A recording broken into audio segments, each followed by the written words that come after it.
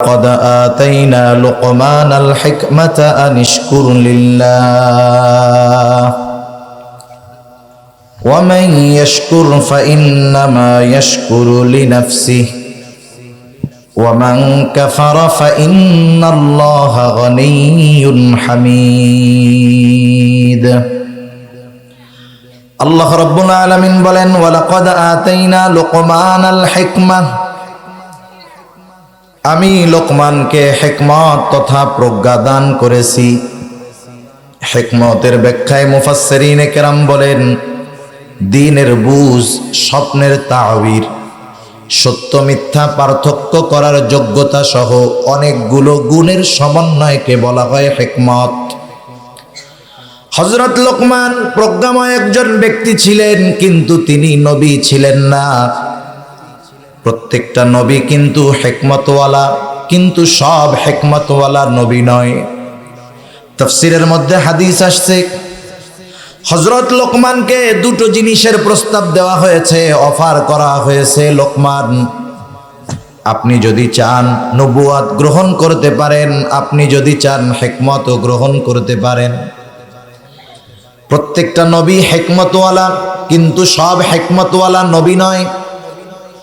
হযরত লোকমান নবুয়াত গ্রহণ করলেন না, তিনি হিকমতকে গ্রহণ করলেন। মানুষেরা জিজ্ঞাসা করে, লোকমান, নবুয়াতের মতো মর্যাদাপূর্ণ বিষয় গ্রহণ করার সুযোগ থাকার পরেও কেন আপনি হিকমতকে গ্রহণ করলেন?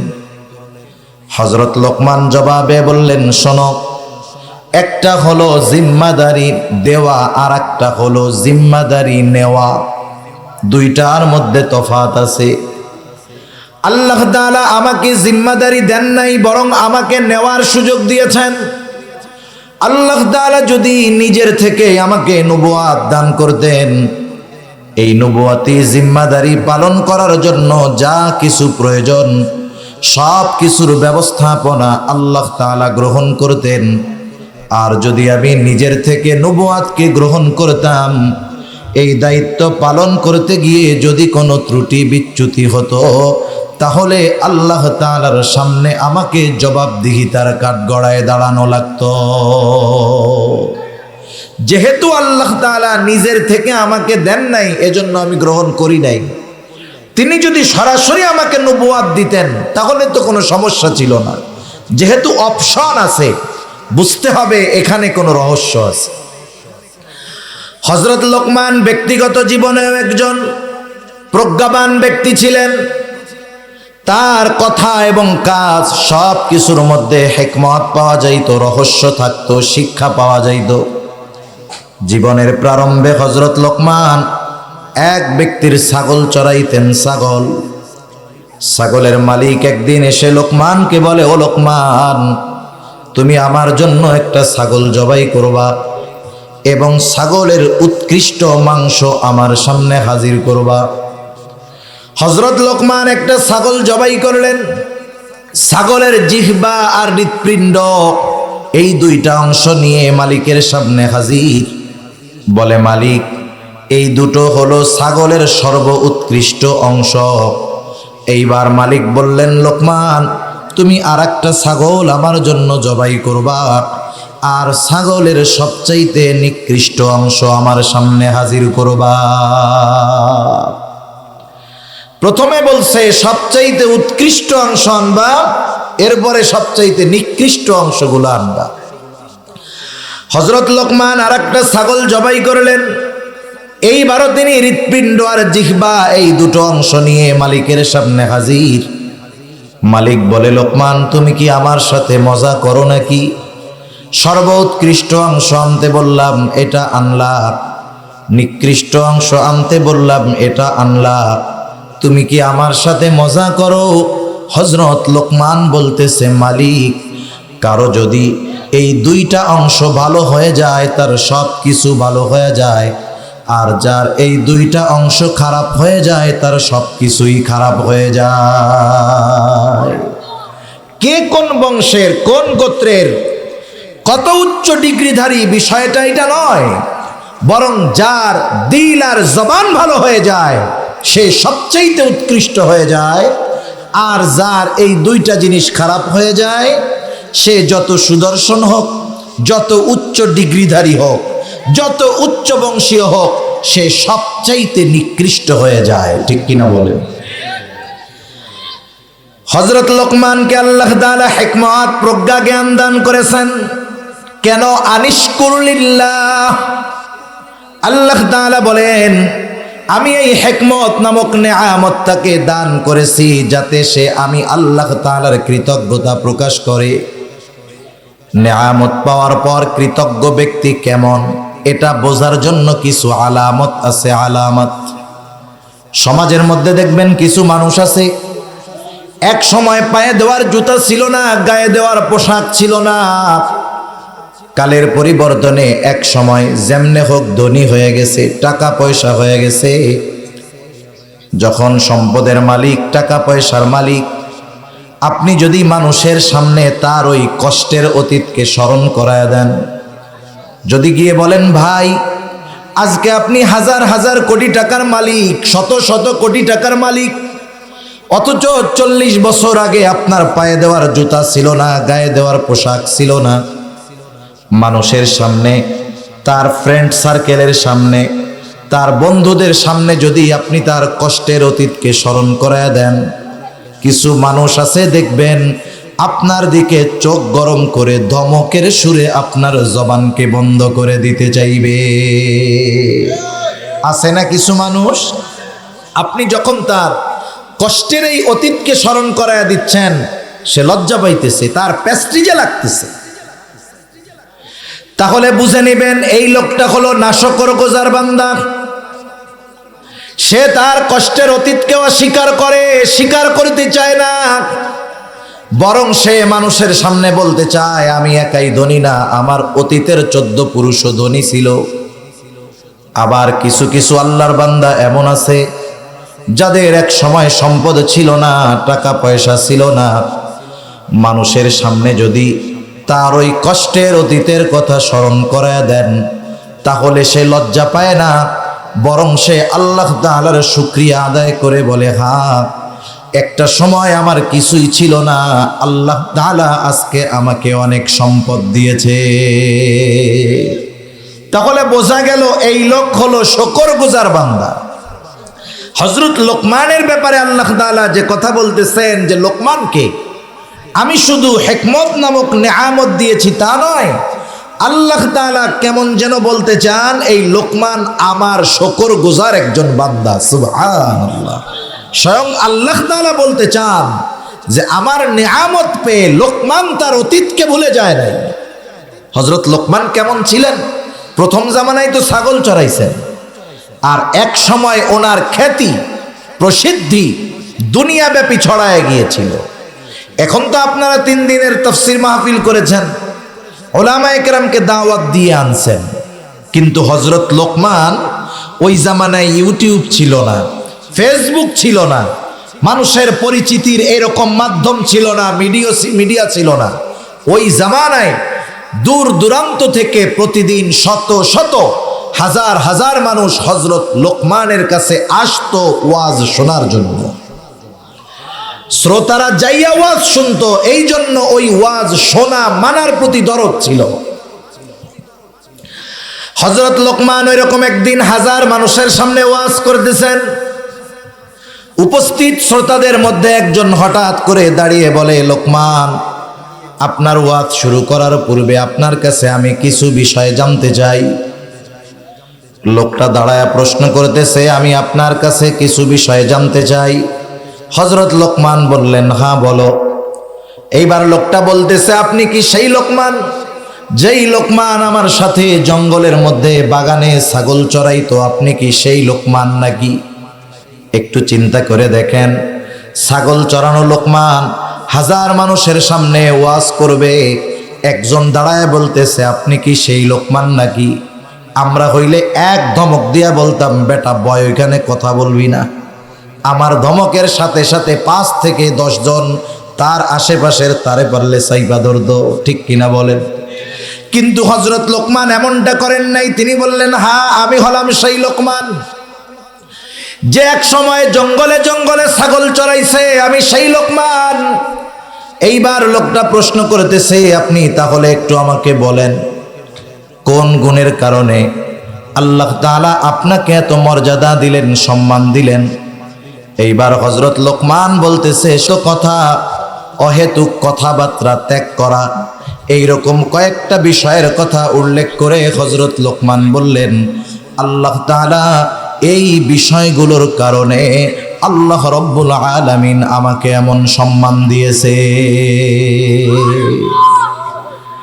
তাহলে হযরত লোকমান একজন বাস্তবেই শুকরগুজার বান্দা ছিলেন। এ ঘোষণাকার সাথে সাথে আমাদের জন্য শিক্ষণীয় বিষয়।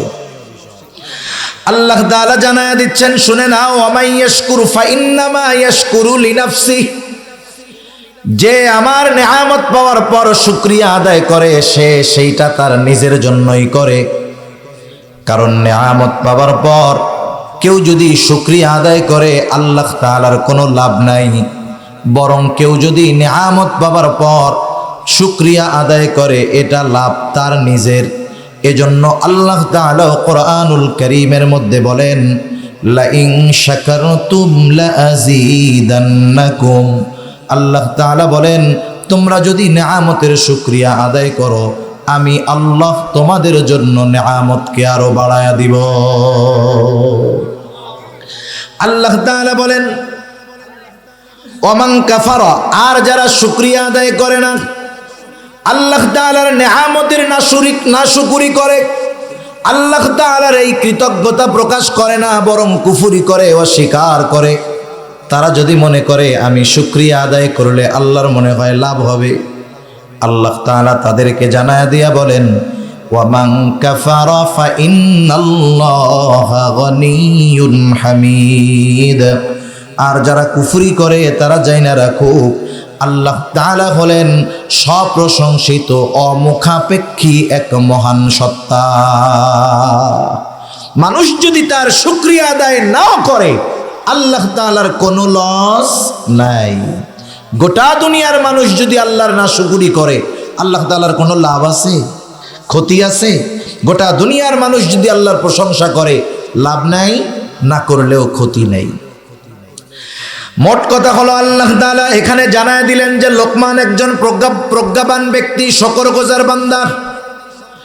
এই লোকমান তার সন্তানদেরকে যেই নসিহতগুলো করতেছে আল্লাহ তাআলা সেই নসিহতগুলো আমাদেরকে জানাচ্ছেন যেন আমরাও আমাদের সন্তান অধীনস্থদেরকে করি। প্রত্যেকটা নসিহতের মূল কথাগুলো আল্লাহ তাআলা জানায় দেন।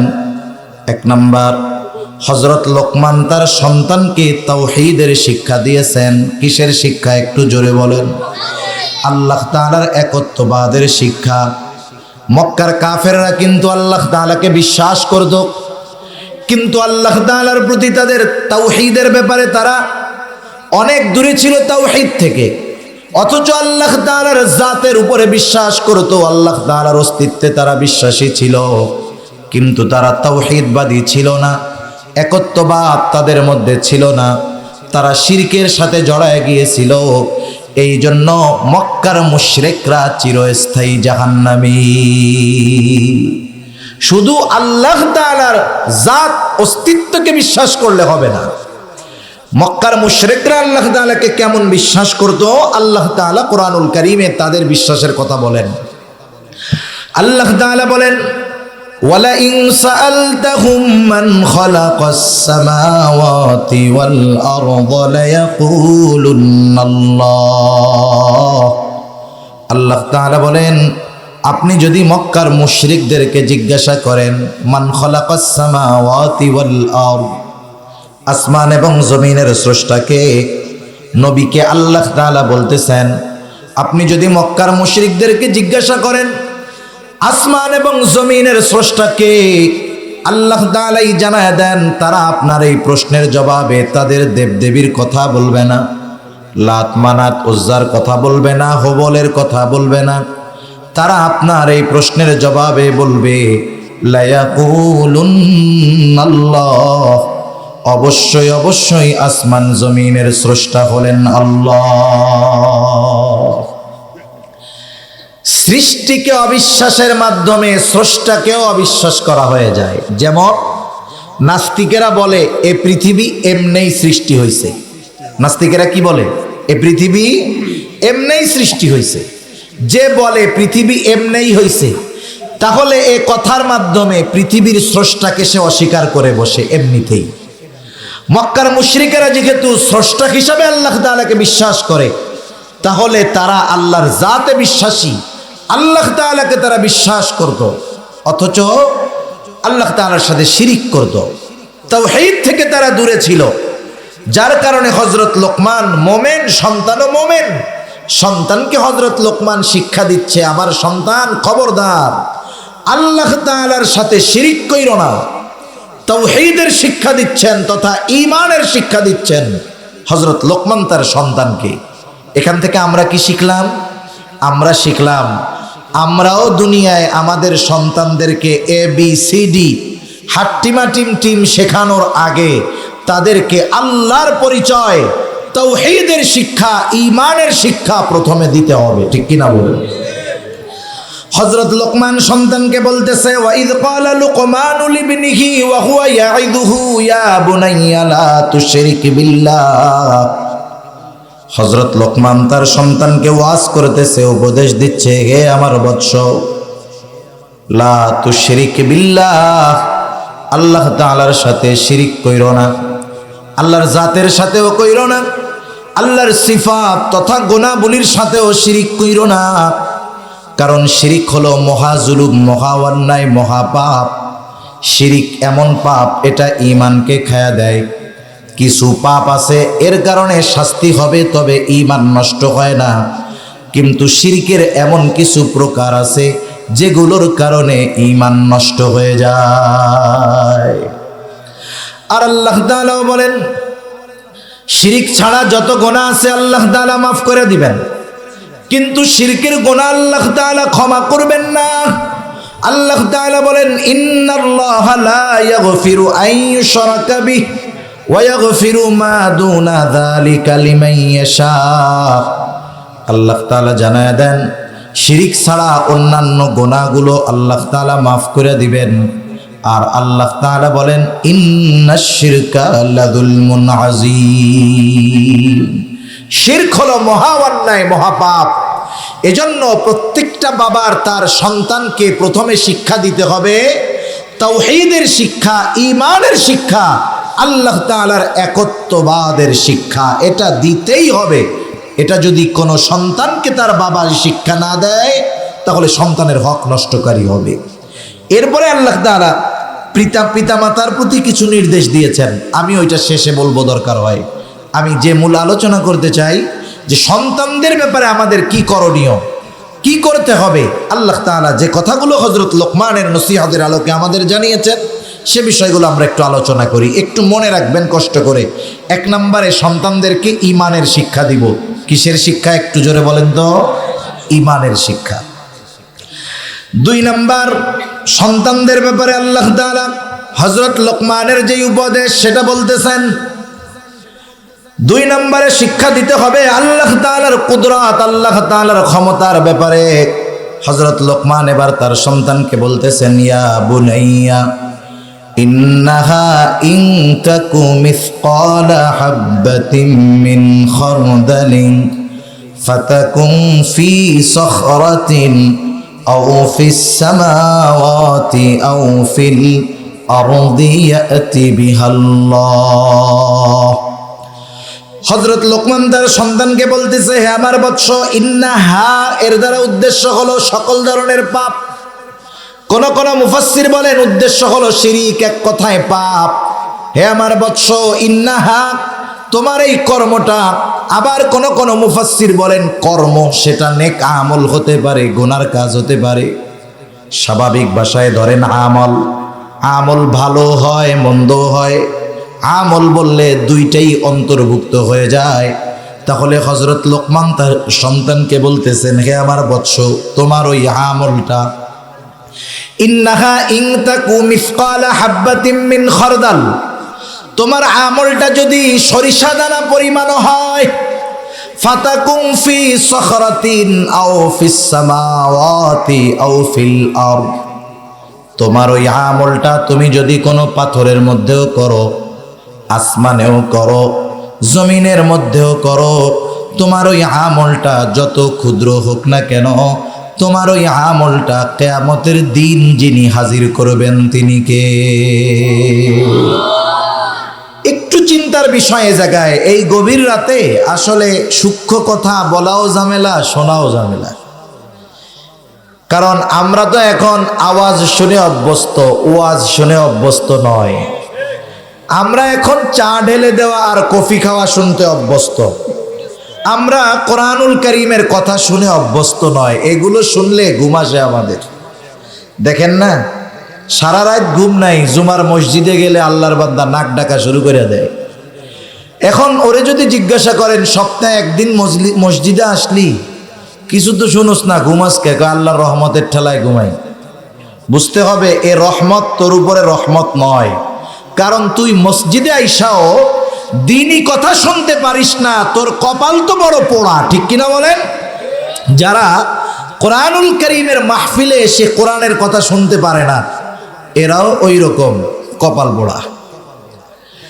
তা যাই হোক, আপনারা তো আলহামদুলিল্লাহ ভালো শুনতেছেন, একাগ্রতার সাথে কথা বুঝতেছেন কিনা আল্লাহই জানে। তাহলে হযরত লোকমান সন্তানকে ওয়াজ করতেছে, মাঝে মধ্যে নিজেরাও সন্তানদের একটু ওয়াজ করবেন। কেমনে ওয়াজ করবেন? ওয়াজের ভাষাটাও আল্লাহ তাআলা শিখায় দিয়েছেন। তো যে কোনো বিষয় আপনি যদি আপনার সন্তানকে দেখেন যে সে খারাপ বন্ধুদের সাথে মিশতেছে, আমাদের অভিভাবকদের বর্তমান জামানার অবস্থা হলো ছেলেকে শাসন করে কখন জানেন? দুই সময়। কয় সময়? কথা বলেন না। দুই সময়। একটা হলো খাওয়ার সময়, আর একটা হলো টাকা দেওয়ার সময়। যখন ছেলেটা খারাপ বন্ধুদের সাথে মিশছে, ঠিক আছে, এটা তার তো অন্যায়। এও যখন আইসা খাইতে বসছে, মা টেবিলে খানা দিয়েছে, আপনি ওই পাশের রুম থেকে বলে খাও খাও, বাপের হোটেলে খাও, বাবার হোটেলে খাবা আর চায়ের মোড়ে যাই আড্ডা মারবা, এই তো তোমার কাম। এরকম বলে কি বলে না? আবার টাকা দেওয়ার সময় বলবে চাকরি যতদিন আছে বাপের টাকা, বাপের হোটেল নাও, কামাই যখন করবা বুঝবা। এটা সন্তানকে উপদেশ দেওয়ার পদ্ধতি বা সিস্টেম বা ভাষা নয়। আপনি আপনার ছেলেটা অপরাধ করে খারাপ বন্ধুদের সাথে মিশে, সে খাইতে বসছে, আপনি তার কাছ থেকে সময় নেন, আপনি যা বলেন বাজান তোমার কি আমার সাথে 20 মিনিট কথা বলার সময় হবে? আপনার ছেলে যত খারাপ হোক, সে কি বলবে যে না আব্বা আমি খুব বিজি আছি, টাইম নেই? বলবে? ও বলবে আব্বা সময় আছে। এরপরে দুই বাপ বেটা বসেন ড্রয়িং রুমে, 2 কাপ চা নেন, তারেও দেন যে তুমি খাও। এরপরে আপনি কথা বলা শুরু করেন যে বাবা তুমি তো আজকে বড় হয়ে গেছো, এক সময় তুমি দুনিয়ায় ছিলা না, তোমার প্রতীক্ষায় আমাদের কত কষ্ট ছিল, কত আশা ছিল।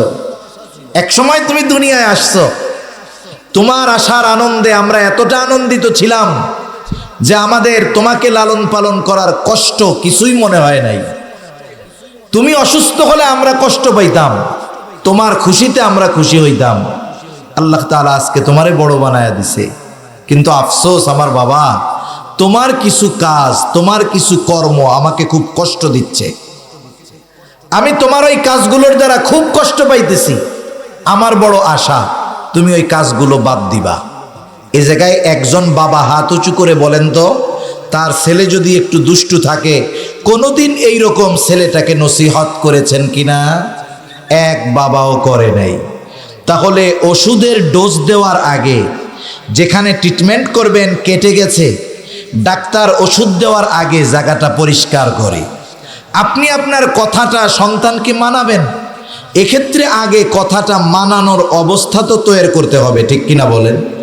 এবার যদি আপনি বলেন যে বাবা শোনো, আমি তো তোমার কল্যাণকামী, তুমি অমুকের সাথে মিশো, ওই জায়গায় আড্ডা দাও, এ বিষয়টা আমাকে কষ্ট দেয়, আবার মানুষের কথায় আমি লজ্জা পাই, আমি চাই তুমি ওই জিনিসটা বাদ দাও। বলেন তো ছেলে ঘাড় ফুলায় চলে যাবে? কমপক্ষে এ বলবে যে আব্বা ঠিক আছে আমি চেষ্টা করব। বলবে কি বলবে না? আপনারা নসিহত করেন বা আমরা করি, আমাদের ধমকের সুরে নসিহত কাজ হবে না। আমার সময় খুব কম, না হলে আমি প্রত্যেকটা শব্দের তাৎপর্য বুঝায় আপনাদের সাথে কথা বলতাম। আপনারা তো দিছেন একেবারে এমন সময় যে সময় আমি ওয়াজ শেষ করি, বুঝেন নাই? হযরত লোকমান নসিহত করতেছেন, ইয়া বুনাইয়া, সন্তানকে বলতেছে হে আমার বৎস। আরবি শব্দের অর্থ এটা লেখা যায়, দেখা যায়, কিন্তু আরবি শব্দের মর্মার্থ কলম দিয়ে লেখা যায় না, চোখে দেখা যায় না, হৃদয় দিয়ে বুঝতে হয়। এই হে আমার বৎসের ভিতরে কত যে হৃদয় ছোঁয়া কথা, এটা যারা আরবি সাহিত্য সম্পর্কে বুঝে তারা বুঝবে যে হযরত লোকমান কত আবেগ দরদ নিয়ে সন্তানকে নসিহত করতেছেন। আমি যে ভাষাটা বললাম আর কি, এভাবে করবেন। তা ওই রকম ভাবে সন্তানকে খুব হৃদয় দিয়ে, আবেগ দিয়ে, মোহাব্বত দিয়ে, ভালোবাসা দিয়ে হযরত লোকমান বলতেছে, বৎস শিরিক কইরো না, এটা মহা জুলুম। এরপরে হযরত লোকমান সন্তানকে বলতেছে, হে আমার বৎস, হে আমার কলিজার টুকরা সন্তান, তুমি যেই আমলটা করো, আমলটা একাকী হোক, বন্ধুদের সাথে হোক, ঘরের ভিতরে হোক, আমলটা সরিষার দানা পরিমাণ হোক, তোমার ওই আমলটা ভালো হোক আর মন্দ হোক, আমলটা পাথরের ভিতরে হোক, আকাশে হোক আর জমিনে হোক, তোমার ওই আমলটা কিয়ামতের দিন যিনি হাজির করবেন তিনি কে? রাসূলুল্লাহ সাল্লাল্লাহু আলাইহি ওয়াসাল্লাম বলেন, কেউ যদি এমন জায়গায় কোনো আমল করে, এমন পাথরের মধ্যে আমল করে যেই পাথরের দরজাও নাই, জানালাও নাই, দেখেন ওই পাথরের মধ্যে যাওয়াই তো অসম্ভব। নবীজি বলেন, ওই পাথরের মধ্যেও যদি কেউ আমল করে যেই পাথরের দরজাও নাই, জানালাও নাই, ওই আমলটা যদি সরিষা দানা পরিমাণও হয়, ওই আমলটা কিয়ামতের দিন হাজির করবেন কে? আল্লাহ তাআলা বলেন, وَنَضَعُ الْمَوَازِينَ الْقِسْطَ لِيَوْمِ الْقِيَامَةِ فَلَا تُظْلَمُ نَفْسٌ شَيْئًا وَإِنْ كَانَ مِثْقَالَ حَبَّةٍ مِّنْ خَرْدَلٍ أَتَيْنَا بِهَا وَكَفَى بِنَا حَاسِبِينَ। আল্লাহ তাআলা বলেন, আমি কিয়ামতের দিন ন্যায় বিচারের আদালত প্রতিষ্ঠা করব, এমন এক আদালত, এমন এক বিচারালয়। আল্লাহ তাআলা বলেন, ফালা তুযলামু নাফসুন শাইআ, সেই দিন কারো প্রতি ন্যূনতম জুলুম করা হবে না। ওয়া ইন কানা মিসকালা হাববাতিন মিন খারদালিন আতাইনা বিহা, কেউ যদি দুনিয়ায় সরিষা দানা পরিমাণও কোনো আমল করে থাকে, আল্লাহ তাআলা বলেন ওই আমল সহ তাকে হাজির করা হবে। শুধু হাজির করা হবে তা নয়, আল্লাহ তাআলা হিসাব নেবেন। আল্লাহ তাআলা বলেন, কাফা বিনা হাসিবিন, হিসাব নেওয়ার জন্য আমি আল্লাহই যথেষ্ট। এই কথাটা সন্তানের মাথায় ঢুকায়া দেন যে বাবারে, তুমি যেই আমল করো, কর্ম করো, আমার সামনে যতই সুফি সাপ থাকো না কেন, আমার সামনে যত ভদ্রতা দেখাও না কেন, আমার অগোচরে যা করো আমি জানি না ঠিক, জানে কে? আল্লাহ তাআলা জানে। সাথে সাথে সন্তানকে বুঝায় দেন, সন্তান সব আল্লাহ তাআলা সব সময় কিন্তু দেখতেছে, তোমার সাথে সব সময় ফেরেশতারা আছে, তোমার কর্মগুলো লিখতেছে, কর্মের সাক্ষী হচ্ছে, তোমার কথাগুলো রেকর্ড হচ্ছে, যেই কথাগুলো বলতেছো সব সংরক্ষণ করা হচ্ছে। কিয়ামতের দিন আল্লাহ তাআলা তো সাক্ষী আছেন, সাথে সাথে তোমার কর্মগুলোর ব্যাপারেও জানায় দেওয়া হবে। এই দরদ নিয়া দিলটারে ব্যথা বানায়া সন্তানকে বলেন, বাবারে, আমাকে ভয় করার চাইতে আল্লাহ তাআলাকে ভয় করো। আমাকে ভয় করলে তো আমার সামনে অন্যায় করবা না, কিন্তু আল্লাহ তাআলাকে যদি ভয় করতে পারো, তুমি যেখানেই থাকো না কেন তুমি কখনো অন্যায় করতে পারবা না। আল্লাহ তাআলার ক্ষমতার ব্যাপারে জানান সন্তানকে। হযরত লোকমান সেই কথাই বলেন, ইয়া বুনাইয়া ইন্নাহা ইন তাকু মিসকালা হাববাতিন মিন খারদালিন ফাতাকুন ফি সাখরাতিন আও ফিস সামাওয়াতি আও ফিল আরদ ইয়াতি বিহাল্লাহ। তোমার আমলটা পাথরের মধ্যে করো, আকাশে করো, জমিনে করো, আল্লাহ তাআলা হাজির করবে। ওরে সন্তান, কারণ আল্লাহ হলেন সূক্ষ্মদর্শী, ইন্নাল্লাহা লাতীফুন খবীর। আল্লাহ তাআলার কাছে সব খবর আছে, তিনি হলেন পরম সূক্ষ্মদর্শী, সব ধরনের খবর তিনি জানেন। এই জন্য তার অগোচরে কোনো কর্ম করা যায় না, তার অগোচরে কোনো আমল করা যায় না। আমল যত আধারে হোক, যত ছোট্ট হোক, সব আমলের খবর যার কাছে আছে তিনি কে? কিশোর থাকতে শৈশবকালে কথাগুলো ঢুকায়া দেন মাথার মধ্যে। এরপরে হযরত লোকমান সন্তানকে আমলের উপদেশ দিচ্ছেন, ঈমানের কথা, এরপরে আল্লাহ তাআলার কুদরতের কথা, এরপরে সন্তানকে আমলের কথা শিক্ষা দিচ্ছেন। হযরত লোকমান সন্তানকে বলতেছেন, ইয়া বুনাইয়া আকিমিস সালাতা ওয়া'মুর বিল মা'রুফি ওয়ানহা আনিল মুনকার ওয়াসবির আলা মা আসাবাক। সাধারণত আমল দুই ধরনের হয়, একটা হলো নিজের সাথে সম্পৃক্ত, আর একটা হলো সবার সাথে সম্পৃক্ত। ব্যক্তিগত আমল আর আমল। ব্যক্তিগত আমল হলো সাধারণ যেই ইবাদতগুলো আমরা করি, ব্যক্তিগত আমলের মধ্যে ঈমানের পরে সবচাইতে গুরুত্বপূর্ণ আমল হলো নামাজ। হযরত লোকমান তার সন্তানকে নামাজের আদেশ করতেছেন, বলতেছেন, ইয়া বুনাইয়া আকিমিস সালাহ, হে আমার বৎস তুমি নামাজ কায়েম করো। আবু দাউদের হাদিস, নবীজি সাল্লাল্লাহু আলাইহি ওয়াসাল্লাম বলেন, তোমরা তোমাদের সন্তানদের বয়স যখন 7 বছর হবে নামাজের জন্য আদেশ দাও। 10 বছর বয়স হলে নামাজ না পড়লে প্রহার করো এবং সাথে সাথে তার বিছানাটাকে আলাদা করে দাও। 7 বছর বয়স হলে নামাজের আদেশ। এখন যারা মাদ্রাসায় পড়ে এদের কথা তো ভিন্ন, কিন্তু যাদের সন্তানেরা মাদ্রাসায় পড়ে না, এরা কয়জন বাবা আছে 7 বছর বয়সে নামাজের জন্য তাকিদ দিয়েছে? অধিকাংশই পাওয়া যাবে না। এখন কাউকে যদি কোনো বিষয়ের আদেশ দিতে হয়, হঠাৎ করেই আদেশ দিলে হয় নাকি আগে শেখাতে হয়? ঘুম আসতেছে আপনাদের? অল্প সময় আর শেষ করে দিছি তো। তাহলে কোনো বিষয়ের আদেশ করতে হলে আগে শেখাতে হয়। তার মানে 7 বছরে যদি আদেশ করতে হয়, নামাজ আরো আগের থেকে শেখাতে হবে, ঠিক কিনা বলেন? এজন্য অনেক সময় সুন্নাত নামাজগুলো বাসায় পড়া জরুরি, নফল নামাজগুলো বাসায় পড়া দরকার, যাতে করে সন্তান বুঝতে পারে আমার বাপ যেই কাজটা করতেছে ভালো কাজ। বাপের সিগারেট খাওয়া দেখা যদি পোলা ভালো মনে কইরা সিগারেট খাইতে পারে, তাইলে বাপ যদি নামাজ পড়ে, মা যদি নামাজ পড়ে, সন্তান এটাকে ভালো মনে করবে নাকি মন্দ মনে করবে? এইবার যখন একটু বয়স হবে 5-6 বছর, এইবার বাবা যখন মসজিদের দিকে যাবে, সন্তান জামা টাইনা ধরবে, কোথায় যাও আব্বা, আমাকেও নিয়ে যাও, আমিও নামাজে যাব। এই যে মসজিদের সাথে সম্পৃক্ততা শুরু হলো, দেখা যাবে এটা যদি ধারাবাহিকভাবে করা হয়, 7 বছরে নামাজের আদেশ করা লাগবে না, ওই সন্তান 7 বছর বয়সে পাক্কা নামাজি হয়ে যাবে। কিন্তু আফসোস, এ পদ্ধতি আমরা অবলম্বন করি নাই।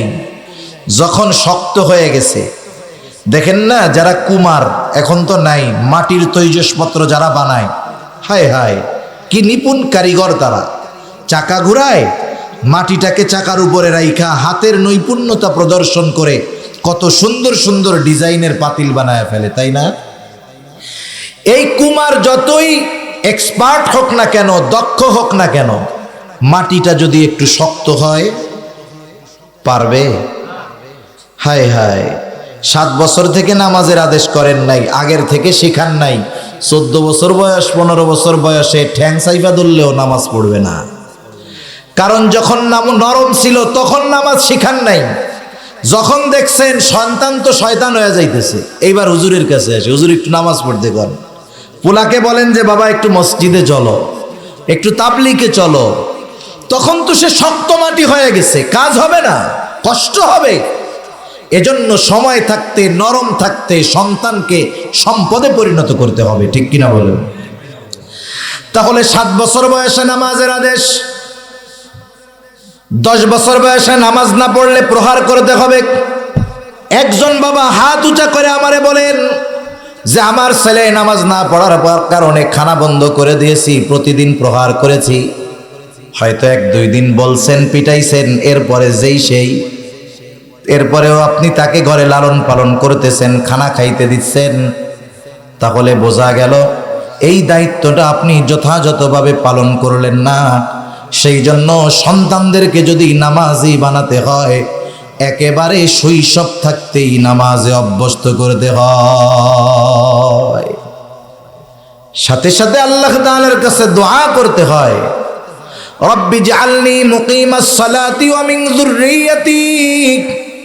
নিজে প্রচেষ্টা করতে হয়, অন্যের দ্বারা প্রচেষ্টা করাতে হয়, সাথে সাথে গভীর রাত্রে ওইটা দোয়া করতে হয়, ও আমার রব, আপনি আমারেও নামাজি বানান, আমার সন্তানগুলাকেও নামাজি বানান।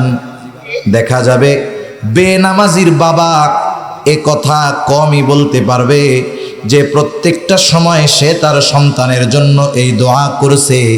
এই রকম বাবা হাতে গোনা 2-1 জন পাওয়া যাইতে পারে, বেশি পাওয়া যাবে না। সেজন্য চেষ্টার সাথে সাথে দোয়াও করতে হবে যে আল্লাহ আমারেও নামাজি বানান, আমার সন্তানগুলারেও নামাজি বানান। এটা হলো ব্যক্তিগত আমলের শিক্ষা, সন্তানকে দিলাম, সব আমলের মূল। এবার হলো আমভাবে কিছু আমল আছে। এটা হলো ভালো কাজের আদেশ, অসৎ কাজের নিষেধ। এই উম্মত হলো শ্রেষ্ঠ উম্মত। কিসের ভিত্তিতে? আল্লাহ তাআলা বলেন, কুনতুম খায়রা উম্মাতিন উখরিজাত লিন-নাস তা'মুরুনা বিল মা'রুফি ওয়া তানহাউনা আনিল মুনকার ওয়া তু'মিনুনা বিল্লাহ। আল্লাহ তাআলা বলেন, কুনতুম খায়রা উম্মাতিন উখরিজাত লিন-নাস, তোমরা হলে সর্বোত্তম উম্মত, তোমাদেরকে মানুষের কল্যাণের জন্য বের করা হয়েছে। তাহলে কল্যাণ কিসের মধ্যে, কিসের কারণে শ্রেষ্ঠ উম্মত হওয়া যায়? তা'মুরুনা বিল মা'রুফ ওয়া তানহাউনা আনিল মুনকার, তোমরা ভালো কাজের আদেশ করবা, অসৎ কাজের নিষেধ করবা। তাহলে সন্তানকে শিক্ষা দিতে হবে ন্যায়পরায়ণতা, যে সন্তান খবরদার কোনোদিন অন্যায় কোনো কিছু করা যাবে না। জীবনে যত বড় হও, কোনো সময় খারাপ কাজ করা যাবে না। নিজে ভালো কাজ করবা, ভালো কাজের আদেশ করবা, নিজে অসৎ কাজ থেকে বাঁচবা, অসৎ কাজ থেকে অন্যকে বিরত করবা। এখন বাপ যদি মানুষেরটা মাইরা গায় আর পোলারে যদি বলে আব্বা অন্যায় করা যাবে না, এই ওয়াজ কাজ হবে? আরে বাপের ক্যারেক্টারই তো ঠিক নাই, তার পোলার ক্যারেক্টার ঠিক হবে কেমনে? সেজন্য আগে নিজে ভালো হইয়া সন্তানকে বলতে হবে, তা'মুরুনা বিল মা'রুফি ওয়া তানহাউনা আনিল মুনকার, ভালো কাজের আদেশ করবা, অসৎ কাজের নিষেধ করবা। সাথে সাথে শিখায়া দিতে হবে, বাবা তুমি ভালো কাজের আদেশ যখন করবা, অসৎ কাজের বিরোধিতা করবা, অনেক সময় বন্ধু তোমার দুশমন হয়ে যাবে, আত্মীয় স্বজন দুশমন হয়ে যাবে, বিপদ আপদ মুসিবত আসবে। ও সন্তান, তখন কি করবা? ওয়াসবির আলা মা আসাবাক, মুসিবত যখন আসবে এই কারণে তুমি সবর করবা, ধৈর্য ধারণ করবা। কারণ শুনে নাও, ভালো কাজের আদেশ, অসৎ কাজের নিষেধ এটা যেন তেন ব্যাপার নয়। ইন্না যালিকা মিন আজমিল উমুর, এটা এক বড় কাজ। এই কাজ করতে গিয়ে বাধা বিপত্তি আসতে পারে, পরীক্ষা আসতে পারে, বিপদ আসতে পারে। যদি আসে সবর করবা। এই শিক্ষাগুলো বাবা দিবে সন্তানকে। বাবা বাবা কি করতেছে আমাদের বাপরা, আগামী প্রজন্ম কেমন পাবেন চিন্তা করেন। এখন যা দেখতেছেন এই গতিতে যদি এটা চেঞ্জ হয়, ঘরে ঘরে আদবওয়ালা পাওয়া অসম্ভব হবে, বেয়াদবে সমস্ত দেশ ভরে যাবে, ঠিক কিনা বলেন? আর এদের হাতেই আগামীর নেতৃত্ব যাবে। আমাদের হুজুরদের ভালোবাসলেও হুজুরদের আপনারা নেতৃত্ব দিতে রাজি নাই, কারণ হুজুরদের দিলে তো আলাদা সমস্যা। চোর কখনো চাইবে না এই আইন হোক যে আমার হাত কাটা পড়ে যায়, কোনোদিন চাবে? আরে ধর্ষক জেনাকার কোনোদিন চাবে না জেনার কারণে আমার মৃত্যু হোক, হুজুররা তো চাইবে। এজন্য আমরা হুজুরদের ভালোবাসি, তবে হুজুরদের আমরা রাষ্ট্র পরিচালনায় দিতে রাজি নাই। দাওয়াত খাওয়াইতে রাজি আছে, মুরগার রান খাওয়াইতে রাজি আছে, কিন্তু রাষ্ট্র পরিচালনায় দিতে রাজি নাই। যে জানি যদি এরা রাষ্ট্র পরিচালনায় যায়, কোরআন সুন্নাহর আলোকে যদি রাষ্ট্র পরিচালিত হয়, তাহলে আগে আমার গলায় পেঁচ পড়বে, ঠিক কিনা বলেন? কিন্তু চিন্তা করেন এখনকার সময়ের যে পরিস্থিতি, প্রতিহিংসা, একে অপরের প্রতি অসহমর্মিতা, সামান্য দুনিয়াবি রাজনৈতিক স্বার্থের কারণে মাথা ফাটায় দেওয়া, হত্যা করা, এ গতি যদি 20 বছর চলে এ বাংলাদেশে বসবাস করার অনুপযুক্ত হয়ে যাবে, ঠিক কিনা বলেন? এজন্য আল্লাহ যদি বাঁচায় রাখে বাঁচতে পারেন, স্বাভাবিক হায়াত পাইলে আমরাও কিছু বছর বাঁচতে পারি। চাই না যে এই স্বর্ণের দেশটা, বঙ্গবন্ধুর এই দেশটা বেয়াদবদের কারণে শেষ হয়ে যাক। আমরা চাই না, আমরা চাই আগামী প্রজন্ম আদবওয়ালা এক জাতি হিসাবে গড়ে উঠুক, ঠিক কিনা বলেন? স্কুলের হোক, ভার্সিটির হোক, অসুবিধা নাই। কারণ আল্লাহর ওলি হওয়ার জন্য যে মাদ্রাসায় পড়া লাগে, আলেম হইতে হয়, বিষয়টা তো এমন না। আলেমদের সোহবতে গিয়া কত জেনারেল মানুষ আল্লাহর ওলি হয়ে গেছে, ঠিক কিনা বলেন? কিছুদিন আগে মারা গেছে প্রফেসর হযরত, সারা দুনিয়ার উলামায়ে কেরাম তাকে চিনে, বুয়েটের প্রফেসর হাফিজি হুজুর রাহমাতুল্লাহি আলাইহির সোহবতে গিয়ে এমন বুজুর্গে পরিণত হয়েছেন যে বাংলাদেশ সহ গোটা দুনিয়ার অনেক শীর্ষস্থানীয় উলামায়ে কেরাম ওনার সংস্পর্শে কিছু সময় থাকাটা নিজেদের জন্য সৌভাগ্যের মনে করত। আমরা চাই আমাদের আগামী প্রজন্ম বুয়েটের প্রফেসর হবে, ঢাকা ভার্সিটির স্টুডেন্ট হবে, ঢাকা ভার্সিটির প্রফেসর হবে, কুয়েটের প্রফেসর হবে, কিন্তু সাথে সাথে দ্বীনের সাথে সোহবত রেখে আল্লাহ ওয়ালাও হবে, ঠিক কিনা বলেন? কিন্তু একটা সমাজ চায় না, আমরা চাই। এ চাওয়াটাও আমাদের জন্য দোষ। এখন সন্তানকে আপনি শিক্ষা দিবেন সামাজিকতার শিক্ষা।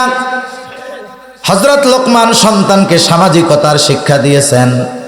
তিনি সন্তানকে উপদেশ দিচ্ছেন, সন্তান ওয়ালা তুসাইর খাদ্দাকা লিন্নাসি ওয়ালা তামশি ফিল আরদি মারহা। এক নম্বরে শিক্ষা পাইলাম ঈমান, তাওহীদের ঈমানের শিক্ষা। 2 নম্বর আল্লাহর কুদরতের ব্যাপারে সন্তানকে শিক্ষা। 3 নম্বর আমলের ব্যাপারে শিক্ষা। 4 নম্বর মানুষের সাথে কেমন আচরণ হবে এইটার ব্যাপারে শিক্ষা। এবার সন্তানকে হযরত লোকমান বলতেছে, সন্তান তুমি কারো দিক থেকে মুখ ফিরায়া কথা বলবা না। এর দ্বারা উদ্দেশ্য হলো তুমি কারো সাথে অহংকারের সাথে কথা বলবা না। দেখেন না, একজন যদি আমার দিয়ে উদাহরণ দেই, একজন যদি খুব টাইট ফিটিং শুটিং ফাটিং করে আমার সামনে আসে, হায় হায় তার সাথে আমি যেমনি কথা কই, আর একজন যদি গরিব মানুষ আছে এর সাথে আমি ওরকম কথা কই না। আমার দিয়ে উদাহরণ দিচ্ছি আর কি। হযরত লোকমান বোঝাতে চাচ্ছেন তুমি সবাইকে সমগুরুত্ব দিয়ে কথা বলবা।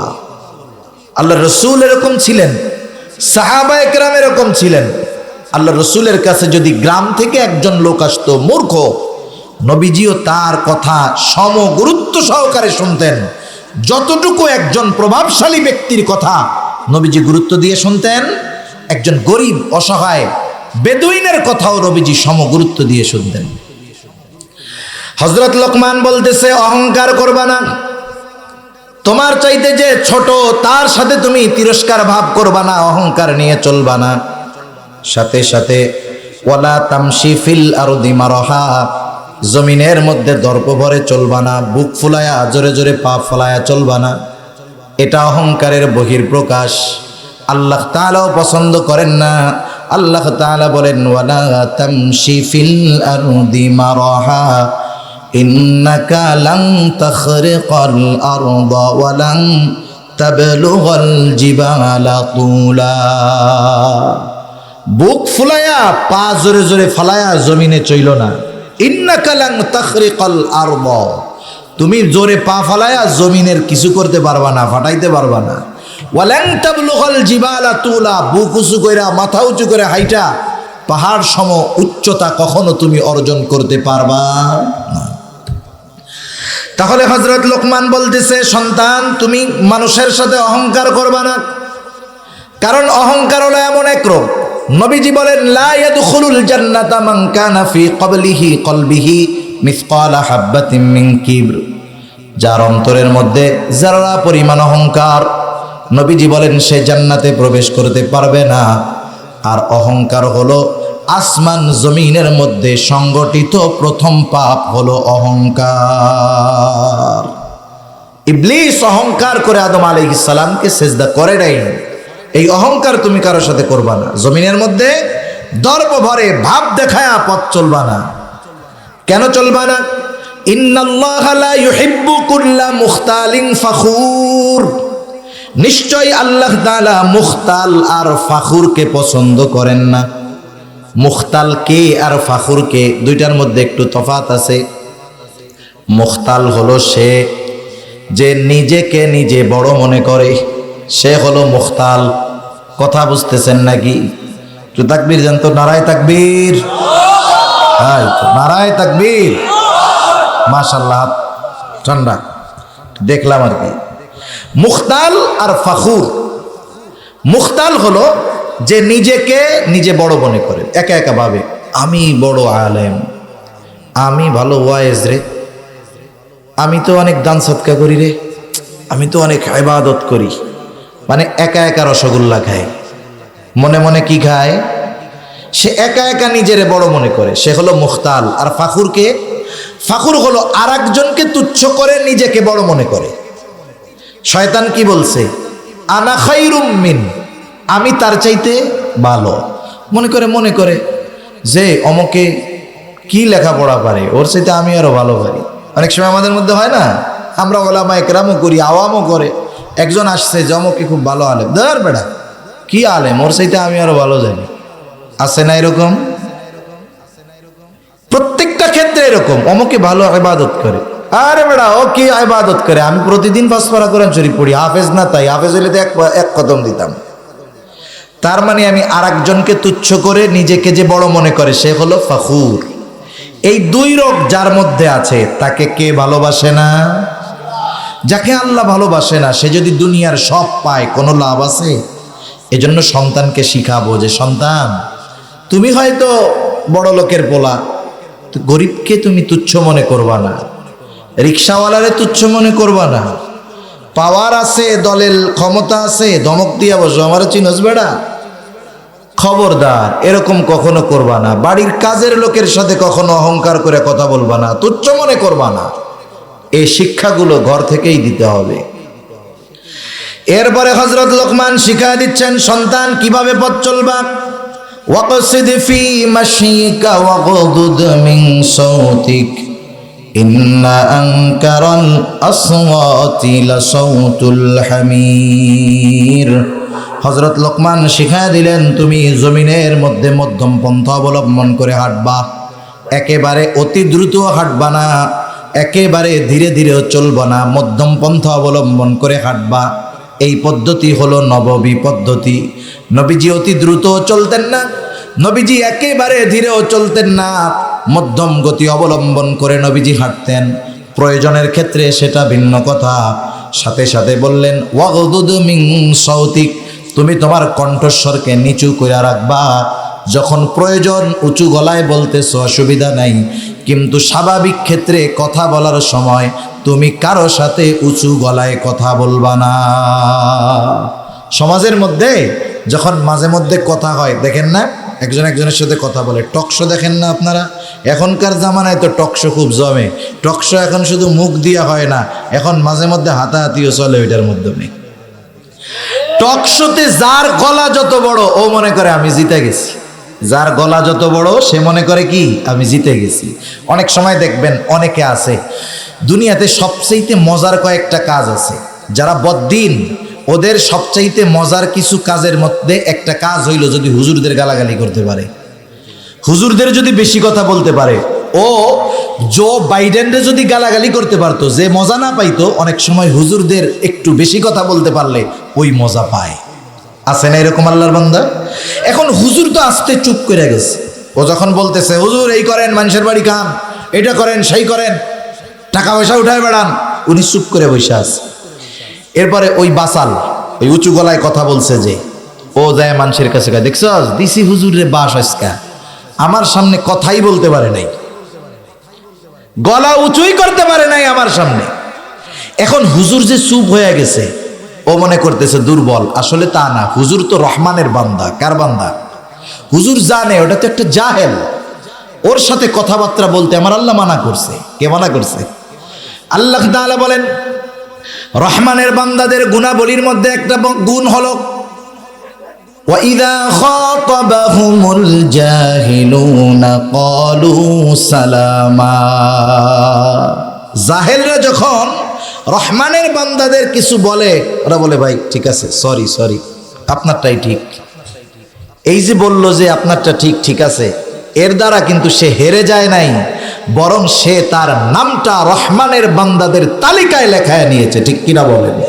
এজন্য সমাজে কিছু উঁচু গলাওয়ালা আছে, এদেরকে বলতেছে আল্লাহ তাআলা যে যারা এরকম কর্কশ সুরে কথা বলে, এদেরকে গাধার স্বরের সাথে এদের গলার স্বরকে তুলনা করা হয়েছে, অর্থাৎ তাদেরকে গাধার সাথে তুলনা করা হয়েছে।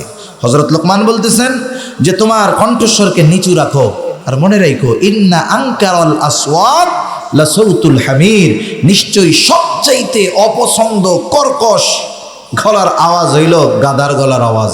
আমরা তো গাধা কইলে সমস্যা, আল্লাহ বইলা দিছে আর কোনো সমস্যা নাই। ঠিক কিনা বলেন? এজন্য সন্তানদের আমরা শেখাবো।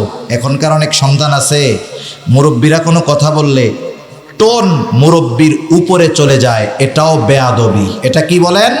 বেয়াদবি।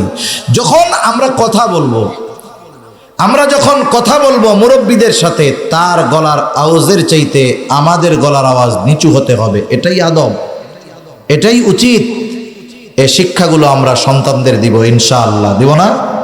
এই শিক্ষাগুলো যদি যথাযথভাবে দেই, যথাযথ পদ্ধতিতে প্রয়োগ করি, আর সন্তান যদি এই শিক্ষাগুলো গ্রহণ করে নিজের জীবনের সাথে ফিট করে, এই সন্তান দুনিয়া আখেরাতের সম্পদে পরিণত হবে ইনশাআল্লাহ। আল্লাহ তাআলা আমাদের কথাগুলো বুঝবার, আমল করবার তৌফিক দান করুন।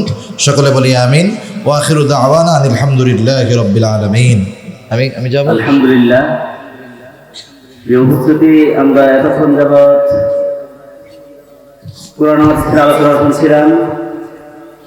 এই হাবিবপুর দারুল ইসলামী মাদ্রাসার উদ্যোগে 3 দিনব্যাপী ঐতিহাসিক মহাসম্মেলন 20তম চলছে। 3 দিন যাবৎ ওলামায়ে কেরামদের মুখ থেকে আমরা কোরআন হাদিস